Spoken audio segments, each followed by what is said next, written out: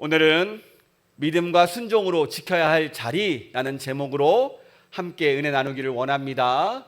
이 말씀이 선포될 때 성령님의 감동감화 역사하심이 우리 모두에게 함께하기를 축복합니다. 여러분, 우리 주변에서 이런 말 자주 들리지요. 힘들면 그만둬, 참지 마. 갈등이 생기면 피하면 돼.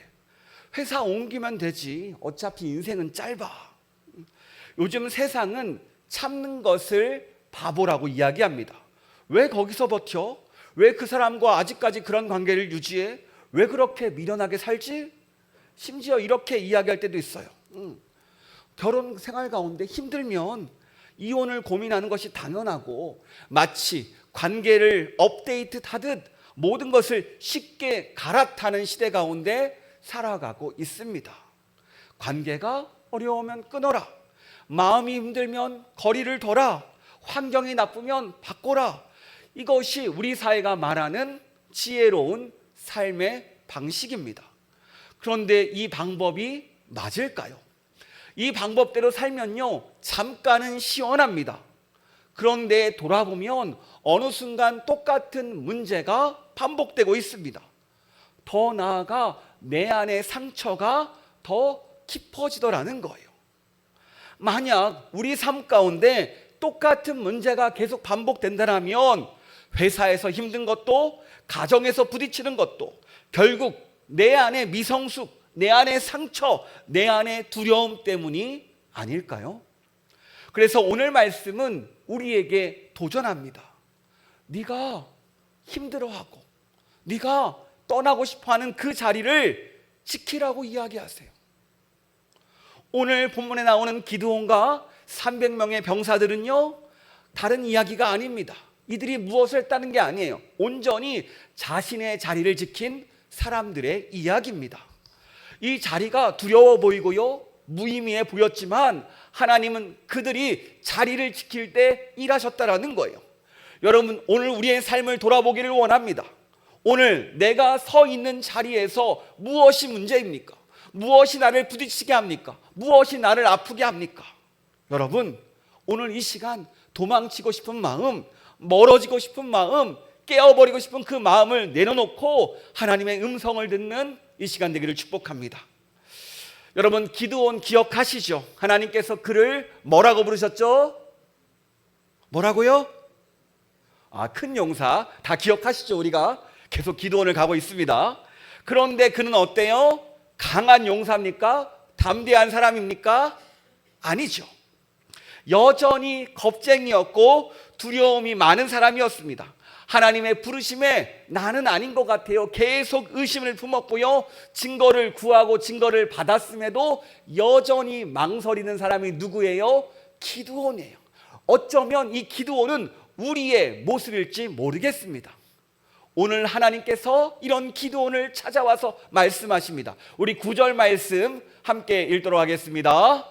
그 밤에 여호와께서 기드온에게 이르시되 일어나 진영으로 내려가라. 내가 그것을 내 손에 넘겨 주었느니라. 하나님께서 약속하죠. 기드온아, 일어나 진영으로 가라. 적 진영에 가라. 걱정하지 마. 내가 저 적들을 내 손에 넘겨주겠다 라고 하나님께서 말씀하시지만 정작 우리 기드온은 어땠습니까? 여전히 무섭다라는 거예요. 하나님도요, 이런 기드온의 문제를 알고 있었습니다. 그래서 하나님께서 한 가지 해결책을 더 주세요. 우리 10절 말씀 화면에서 같이 읽도록 하겠습니다. 시작. 만일 내가 내려가기를 두려워하거든 내 부하 부라와 함께 그 진영으로 내려가서. 하나님께서 해결책 뭐예요? 혼자는 무섭지? 그러면 한 사람 데려가라. 너 부라라는 이가 있는데 그를 데리고 가라. 이 부라라는 원어의 뜻을 보면요, 특출난 그런 게 아니라 정확한 뜻은 소년 부라예요. 그러니까 직책은 무기를 든 자인데요, 비록 이 친구가 소년이었지만 기드온보다 잘 싸웠던 것 같습니다. 이 무기를 든 자는 마치 보디가드처럼 먼저 앞서 나오기 싸우기도 하였고요, 무기를 대신 들어주면서 전쟁에서 왕을 지켜주는 역할을 했습니다. 이런 브라와 함께 가라고 해요. 근데 생각해 보세요. 기드온보다 이 소년 브라가 더 용감했다라는 거예요. 지금 현재의 모습까지도 완전히 겁쟁이의 모습 같습니다. 그런데 오늘 하나님은요, 기드온의 이런 불안함과 걱정과 두려움을 야단치지 않으세요.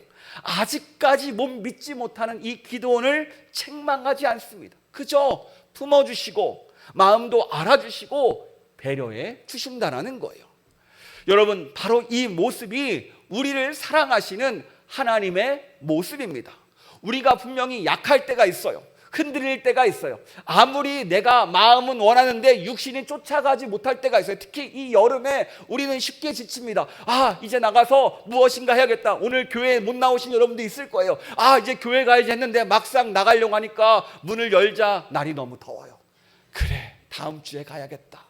닫고, 아니면 주일에 가야겠다. 오늘은 아닌 것 같아라고 돌아가신 분들도 있겠지만, 여러분은 어때요? 문을 열고 그 더위를 이기고 나오셨습니다. 하나님은요, 우리가 흔들릴 때나 넘어질 때나 아플 때나 항상 그 자리에 계세요. 다만 우리가 인식하지 못할 때가 많다는 거죠. 여러분, 오늘 우리의 삶의 자리는 어떻습니까? 혹시 말은 못하지만 너무 힘들어서 피하고 싶은 것이 내 삶의 자리 아닙니까? 가정에서, 일터에서, 심지어 교회 안에서 이 자리가 맞습니까? 라고 질문하고 의심하는 분들이 있습니다.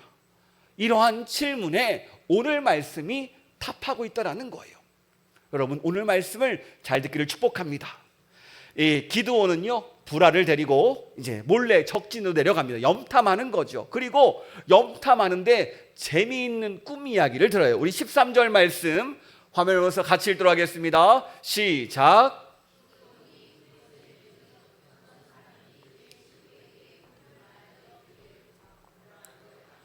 꾸었는데 꿈에 보리떡 한 덩어리가 미디안 진영으로 굴러 들어와 그것을 쳐서 무너뜨려 위쪽으로 엎으니 그 장막이 쓰러지더라. 아멘. 꿈이 좀 이상하죠.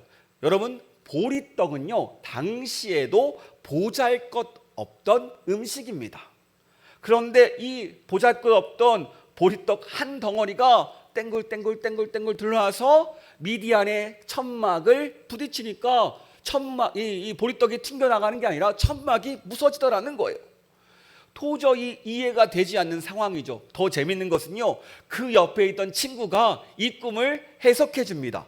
마치 기드온들하고 이야기하는 것 같아요. 우리 14절 말씀 같이 읽도록 하겠습니다. 시작. 그의 친구가 대답하여 이르되 이는 다른 것이 아니라 이스라엘 사람 요아스의 아들 기드온의 칼이라. 하나님이 미디안과 그의 모든 진영을 그의 손에 넘겨주셨느니라 하더라. 여러분, 이 상황이 무엇을 의미할까요? 마치 기도 응답과 같은 상황 아닙니까? 똑같은 메시지를 반복적으로 경험합니다. 그것도 적국의 틈 안에서요. 기도원, 내가 보리떡같이 작고 연약해 보이고 보잘것없다 보이지만 하나님이 함께 하시면, 하나님과 함께 싸우면 너는 미디안 군대를 이길 수 있다. 이것을 다시 한번 하나님께서 확증시켜 주세요. 저는 이 꿈을 해석한 친구가 누군지 모르겠어요. 하나님이 천사를 보내셨는지 아니면 그의 입술을 사용했는지 알 수는 없습니다. 하지만 이 사건을 통해서 기드온에게 다시 한번 그 용기와 기드온에게 놀라운 은혜를 주셨다는 거예요. 이제는 기드온이요, 그 상황을 보고서 응답합니다. 우리 15절 말씀 같이 읽도록 하겠습니다. 기드온이 그 꿈과 해몽하는 말을 듣고 경배하며 이스라엘 진영으로 돌아와 이르되 일어나라, 여호와께서 미디안과 그 모든 진영을 너희 손에 넘겨 주셨느니라 하고. 아멘. 이제는요, 어떻게 반응해요? 하나님을 경배하기 시작합니다. 용기가 이제 드디어 생겼어요. 진짜 이번 전쟁 하나님께서 이기게 해주시나 보다. 이제서야 믿음이 생겼습니다. 그래서 이야기합니다. 일어나라, 여호와께서 미디안과 그 모든 진영을 우리에게 주기로 약속하셨다라고 함께 나아갑니다. 드디어 우리 기드온이 달라졌어요. 드디어 용기가 생겼습니다. 여러분, 그런데 우리 하나님은요, 이 기드온에게 용기만 준 게 아닙니다. 그 다음에 무엇을 주세요? 하나님은 전략적인 작전을 주십니다. 어떤 작전일까요? 우리 16절 말씀 같이 읽도록 하겠습니다. 300명을 세대로 나누어 각 손에 나팔과 빈 항아리를 들고 항아리 안에는 횃불을 감추게 하고. 그래요, 하나님은요 작전이 있는데 작전이 조금 이상해 보입니다. 군사들이 들고 있는 것은요 그들의 칼과 방패가 아니에요. 한 손에는 항아리, 그리고 횃불, 그리고 나팔까지 들었어요. 제가 이 모습을 열심히 상상해 봤어요. 나팔을 어떻게 들었을까? 항아리? 횃불? 어떻게 잘 숨길 수 있을까? 고민되는 순간이 있는데 아마 좋은 방법이 있었겠죠. 저는 생각이 안 나더라고요. 나팔을 목에 맸을 것 같기도 하고 막 혼자 열심히 상상을 해봤습니다. 그런데 여러분, 이 모습을 보세요.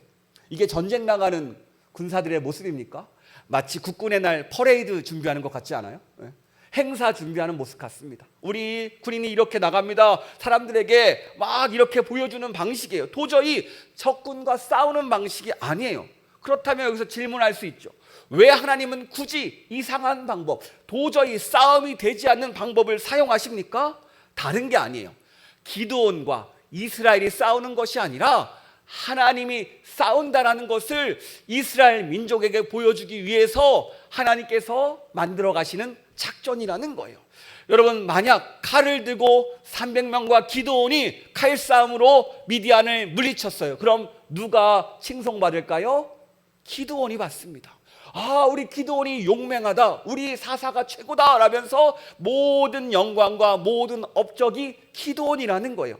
하나님은요 무너진 이스라엘, 망가진 이스라엘을 다시 한번 하나님의 능력을 알려주기를 원했습니다. 그래서 오직 하나님의 능력으로 승리할 수 있다는 것을 보여주기 위해서 횃불과 항아리, 나팔을 들게 하셨어요. 그래요, 하나님은요 때론 우리에게 일하시는데 대부분의 방식은 어떻습니까? 내 자랑을 무너뜨리는 그곳에서 일하신다라는 거예요. 우리 고린도전서 1장 29절에서 31절의 말씀 화면을 보면서 같이 읽도록 하겠습니다. 이는 아무 육체도 하나님 앞에서 자랑하지 못하게 하려 하심이라. 기록된 바 자랑하는 자는 주 안에서 자랑하라 함과 같게 하려 함이라. 아멘. 그래요, 하나님 앞에 아무것도 자랑하지 못하기 위해서, 구원은 은혜임을 알기 위해서 오늘도 하나님은요 직접 움직이십니다. 오히려 우리의 힘을 빼게 만드세요. 아무것도 하지 말래요. 우리의 자랑, 우리의 능력, 우리의 모든 단련된 것들 다 내려놓고 하십니다.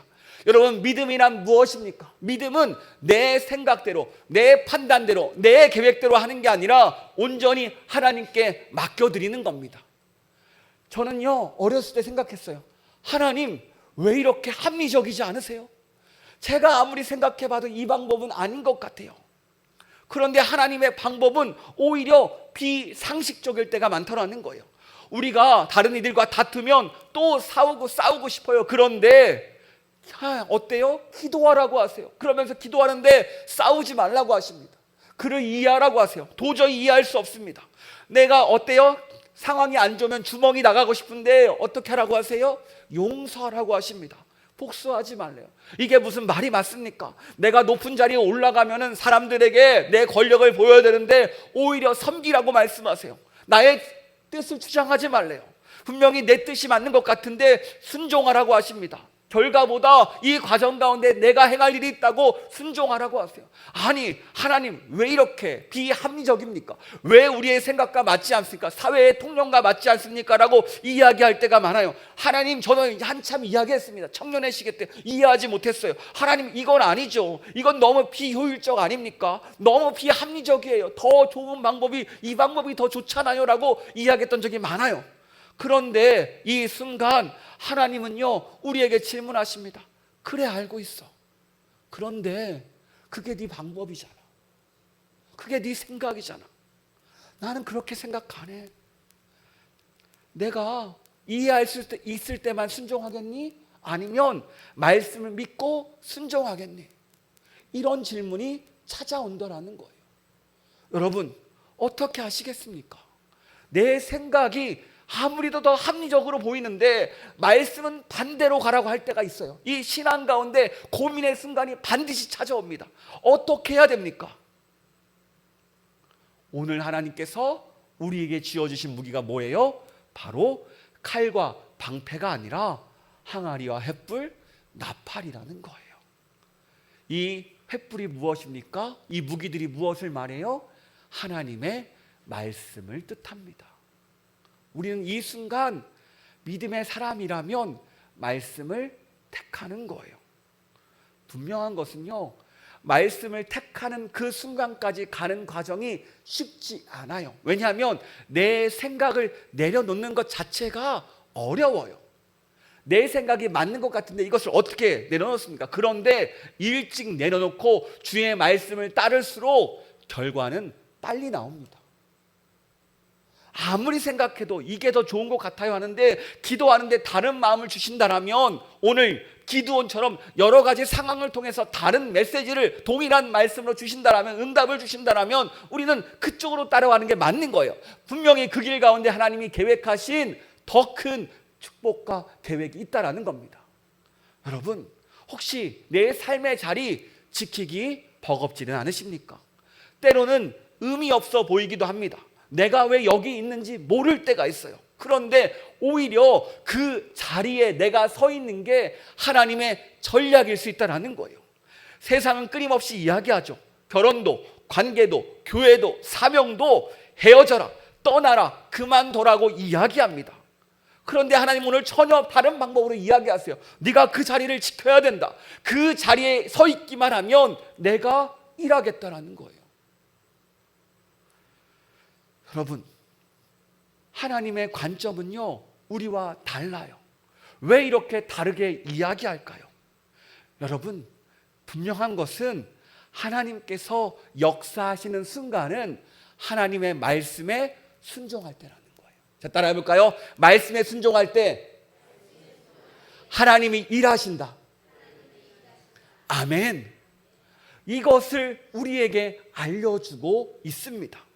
그래, 너의 방법대로 해도 결과는 나오겠지. 그런데 나의 뜻과 나의 계획에 너의 인생을 맡길 때 네가 생각했던 그 계획보다 더 큰 계획으로 함께 할 거야 라고 이야기하세요. 회복은요, 감정이 아니라 말씀에 대한 믿음의 반응으로 나옵니다. 여러분, 회복을 원하십니까? 내가 다시 일어서기를 원하십니까? 그러면 말씀에 반응하시길 축복합니다. 말씀에 순종하시길 축복합니다. 그럴 때 역사하신다니까요. 제가 이전에 시골 교회를 사역할 때였어요. 제가 그 교회가 어려워지고 복잡해져서 다른 교회로 떠나려고 했습니다. 그래서 면접까지 보고 언제 이쪽 교회 목사님 허락만 되면 옮기려고 했어요. 그런데 이쪽 교회 목사님이 안 놔주시는 거예요. 제가 또 그때 어려가지고 안 놔주면 못 가는 줄 알았어요. 그래서 기도하는데 그냥 그 자리에 있으라는 그런 응답이 있어서 순종하고 있습니다. 아니다 다를까 교회는 어지러워집니다. 깨어집니다. 교회에서 많은 갈등이 생겼어요. 그 결과 목사님과 그때 담임 목사님은 목회를 내려놓게 되셨고, 장로님들은 밑에서 다른 가지 방법으로 갈등이 일어났어요. 성도들끼리 분열이 일어났습니다. 그런데 저 맡겨진 자리가 뭐예요? 어차피 부족한 자리는 채워야 되잖아요. 그곳에서 복음을 전하고 말씀을 선포했더니 하나님께서 그 교회를 일으켜 세우시더라고요. 깨어진 관계를 회복시킵니다. 목사님과 당회에 갈라진 관계를 회복시켜서 당회에서 목사님을 다른 교회로 보내드립니다. 그 성도님들은요, 다 마지막에 서로 화해하면서 아름답게 다시 한번 시작됩니다. 여러분, 이것이 무엇일까요? 자리를 지켰을 때 하나님이 역사하신다는 거예요. 저는 그때 경험했습니다. 복음의 능력을 경험했어요. 복음은 깨어진 것들, 무너진 것들, 쓰러진 것들을 다 회복시킨다는 거예요. 여러분, 오늘 우리의 문제가 무엇입니까? 깨어지고 무너지고 아파하는 것들을 하나님은 회복시키길 원합니다. 여러분, 깨어진 가정을 지킨다는 것 어쩌면 미련해 보입니다. 깨어진 관계를 지킨다는 것은요, 바보 같아 보입니다. 깨어진 상황을 붙잡는 거 보면요, 답 없어 보입니다. 제가 예전에 제 친구가 있었는데요, 이 친구가 여자들하고 약속은 정말 잘 지키는데 남자들하고 약속을 안 지켜요. 항상 기억 상실증이 있는 것 같아요. 약속을 더블로 잡아가지고 자매들만 만나러 가고, 우리도 이쪽에서 기다리고 있는데 이게 몇 번이 되니까 엄청나게 힘들었습니다. 말망이야 여러 번 싸우기도 했고요, 관계를 끊고 싶어 하지만 하나님께서는요 여전히 이어주시더라고요. 어느 순간 인정하게 됩니다. 그래.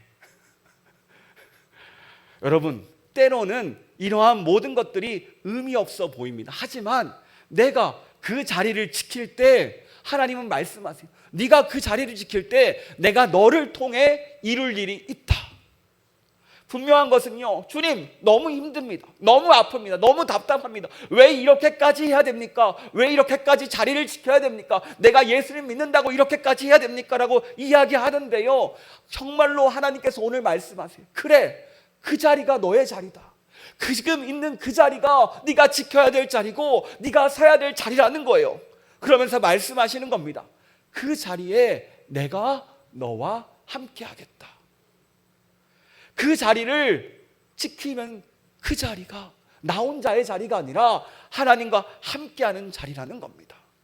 여러분, 예수님이 십자가에 죽자 제자들과 예수님을 따랐던 이들은 모두가 포기합니다. 하지만 예수님께서 부활하셔서 어떻게 합니까? 부활의 증거가 되셨어요. 우리의 삶도 마찬가지입니다. 주변 다 포기해도 예수님이 포기하지 않으면 그곳에서 놀라운 부활이 일어날 줄 믿습니다. 나를 통해 가정이 부활되기를 축복합니다. 나를 통해 일터가, 교회가 부활되기를 축복합니다. 이것이 바로 하나님의 뜻이라는 거예요. 보세요. 오늘 말씀은요, 기드온과 300명의 병사들이 맡겨진 자리에서 자신의 자리를 지킵니다. 우리 20절과 21절 말씀 같이 읽도록 하겠습니다. 시작.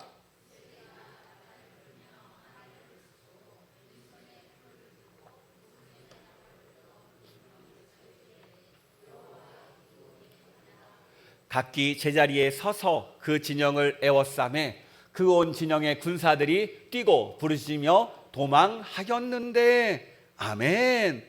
말씀에 순종하는 순간 어떤 일이 벌어집니까? 적들이 충격에 휩싸입니다. 자기들끼리 혼란이 일어나요. 자기들끼리 칼로 서로를 죽이고 서로 싸웁니다. 그리고 도망치기 시작합니다. 그런데 여러분, 오늘 기드온과 병사 300명의 한 행동이 뭐예요? 그냥 그 자리에 서 있던 거예요. 21절 이렇게 나오죠. 우리 같이 21절 읽겠습니다. 빨간 글씨로 읽을게요. 시작. 각기 제자리에 서서 그 진영을 에워싸매. 그냥 각기 지정된 자리에 서서 에워싸고 그냥 시킨 대로 불렀더니, 소리 한번 질렀더니 어떻게 됩니까? 하나님께서 전쟁을 시작하시고 하나님께서 전쟁을 마치셨어요. 22절에 이렇습니다. 우리 22절 말씀도 같이 빨간 것만 읽도록 하겠습니다. 여호와께서 그 온 진영에서 친구끼리 칼로 치게 하심으로 적군이 도망하여 완벽한 승리를 얻었고, 이스라엘은 자리를 지킨 300명과 기드온 그 순종에 하나님은 응답하셨습니다. 하나님이 직접 나가서 싸우셨고 그들을 통해서 기적을, 그들을 통해서 승리를 얻었습니다. 여러분, 순종이란 무엇일까요? 오늘 순종에 대해서 한번 질문해 보기를 원합니다. 순종은 뭐 거창한 순종이 아니에요. 나의 삶의 자리를 지키는 것이 순종입니다. 우리는 종종 순종하면은 해외로 선교를 떠나고 직장을 포기하고 사역으로 결단하고 모든 것을 버리고 큰 일을 감당하는 이런 것들을 생각할 때가 많습니다. 물론 이것도 순종이죠. 하지만 오늘 본문의 순종은 그런 순종이 아닙니다. 그냥 내 삶의 자리, 말씀 붙잡고 서 있는 자리가 순종의 자리라는 거예요. 이 자리에 서 있는 것만으로도 우리가 순종하는 거라는 겁니다. 여러분, 내 삶의 자리가 바로 하나님이 부르신 자리라는 거예요. 여러분, 지금 우리는 어떤 자리에 있습니까? 깨어진 가정들 있죠. 갈등과 지친 감정들로 힘들어하는 가정들이 있습니다. 어쩌면 내가 그 가정 가운데 중보자로서 역할을 감당하는 게 나의 자리일 수 있습니다. 어쩌면 직장 가운데 인정받지 못하고 외면당하고 내가 하는 것들에 대해서 힘들어할 때가 있어요. 그런데 어쩌면 그 자리가 나를 세워가고 나를 더 높이 올려놓는 은혜의 자리, 나를 더 세우는 자리가 될 수 있습니다. 그리고 여러분, 항상 교회 봉사라는 게 무엇입니까? 보이지 않는 결과들이에요. 사람들의 무관심 속에 있는 자리입니다. 그런데 이 자리를 묵묵히 감당하는 것, 여러분, 결코 쉽지 않습니다. 다 알고 있어요. 그런데 그 힘든 자리를 떠나고 싶은 마음도 당연한 겁니다. 너무나 자연스러운 마음이에요. 세상이 그렇게 이야기하니까요. 하지만 오늘 말씀은 우리에게 이야기합니다. 내가 너를 그 자리에 두었다. 너는 싸우지 않아도 된다. 내가 일할 테니 너는 그 자리에 서 있기만 하여라. 어쩌면 오늘 우리가 붙잡아야 되는 말씀입니다. 여러분, 우리보다 먼저 자신의 자리를 끝까지 지킨 분이 있죠. 누구십니까? 바로 예수 그리스도이십니다. 겟세마네 동산에서 땀이 피가 되도록 괴로움을 토하며 하나님 앞에 기도하였습니다. 또 십자가의 자리에서는요, 제자들도 다 떠나고 모두에게 외면받고 배신당한 그 외로운 자리에서도 십자가의 자리를 끝까지 지키셨습니다. 왜 끝까지 그 자리를 지키셨습니까? 우리를 구원하기 위해서요.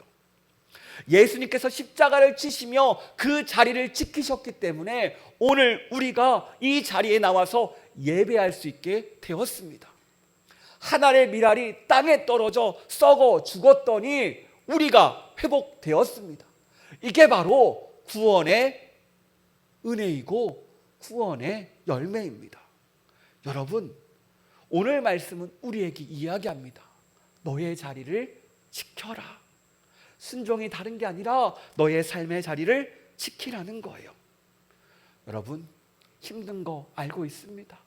답답하고 막막하고 피하고 싶은 거 알고 있습니까? 누가 싫어하는 것 하고 싶나요? 누가 힘든 거 하고 싶습니까?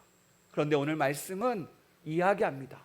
나를 바라보고 나를 붙잡고 이 자리를 지키라는 거예요. 여러분, 그런데 이 약속의 말씀은 또 다른 축복의 말씀입니다. 내가 이 자리를 지켰을 때 하나님께서 무엇 하신다고요? 싸우신다고요. 일하신다고요. 그곳 가운데 회복을 부어주신다고요. 외롭게 싸우는 그 자리가 회복의 자리입니다. 외롭게 싸우던 그 자리가 나를 더 세워주는 은혜의 자리입니다. 외롭게 싸우던 그 자리가 나를 세상 가운데 세워주는 놀라운 축복의 자리로 변한다는 거예요. 여러분, 이 말씀을 붙잡는 우리가 되기를 축복합니다. 오늘 우리가 기드온과 함께한 300명의 병사 이야기를 나누었습니다. 오늘 이들은 대단한 전략가도 아니었고요, 용맹한 전사도 아니었습니다. 그저 두려움을 가지고 하나님의 말씀에 따라 믿음으로 자리를 지킨 사람들의 이야기였습니다. 싸움은 누가 했어요? 하나님이 하셨습니다. 승리도 하나님이 이루셨습니다. 하지만 이 승리는 자리를 지킨 믿음의 사람들을 통해서 이루셨다라는 거예요. 여러분, 혹시 우리의 삶의 자리 이해되지 않는 전쟁터와 같습니까? 나만 왜 이 자리에 있냐고, 나만 왜 이렇게 힘드냐고, 나는 왜 변화가 없냐고 답답하고 막막하고 도망치고 싶고 끝내고 싶은 충동이 찾아오실 것입니다. 그런데 오늘 이런 우리에게 주님이 말씀하십니다. 내가 너를 그 자리에 두었다. 내가 싸울 테니 너는 그 자리에 서서 믿음으로 나를 바라보라고 말씀하십니다. 여러분, 이 말씀 붙잡는 우리가 되기를 축복합니다. 여러분, 예수님이 끝까지 자리를 지키셨기에, 사람들의 조롱과 배신 속에서도 그 십자가의 자리를 지키셨기에 우리에게 놀라운 축복을, 부활을 허락하셨습니다. 우리가 구원을 받게 되었습니다. 마찬가지예요. 구원은 내가 자리를 지킬 때 일어납니다. 여러분, 이것을 경험하는 우리가 되기를 축복합니다. 그러므로 이 저녁 함께 고백하기를 원합니다. 주님, 저는 연약하지만 오늘 말씀 믿고 순종으로 나의 자리를 지키겠습니다. 내 감정보다, 내 판단보다 두렵지만 하나님의 말씀을 붙잡겠습니다. 나의 자리에서 하나님이 승리를 선포하여 주시옵소서 라는 이 고백의 기도가 우리의 기도가 되기를 축복합니다. 여러분, 하나님 우리를 통해 일하기를 원하십니다. 이 놀라운 우리를 향한 이 사랑의 고백 가운데 응답하는 우리가 되기를 축복합니다.